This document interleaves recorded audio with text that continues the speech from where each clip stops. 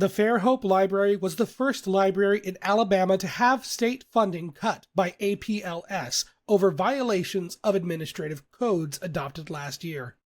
The code prohibits books that meet the state's definition of sexually explicit content. John Wall, chairman of the APLS board, also head of the Alabama Republican Party, told a group of library directors on a Zoom call that they could reach a resolution with Fairhope Library that doesn't lead to more permanent cuts in funding. Quote, "My priority is working with them," end quote. John Wall went on to commend the library despite already cutting their funding. In the face of additional cuts, members of the library board reviewed 2 books that had been challenged, Sold by Patricia McCormick and Grown by Tiffany D. Jackson, and determined that they did not meet the standards to be removed from the teen section. The books deal with mature themes, but multiple library board members praised the books for their content.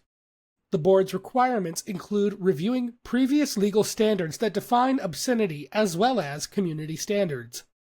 Obscenity laws require materials to be considered as a whole and not looking at passages out of context.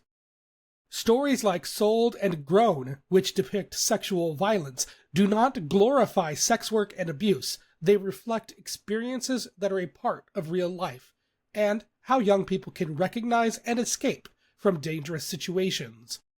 These books do not intend to arouse the reader. A board member said, quote, "They don't have obscene material in them," end quote. She called Sold, quote, "tragic, sad, and horrible," and added, "It's so well written, and has won all kinds of awards, but looking at everything we think about, it just doesn't have anything in it that is prurient. It's not real. It just doesn't have anything in it that is prurient. It's not real graphic.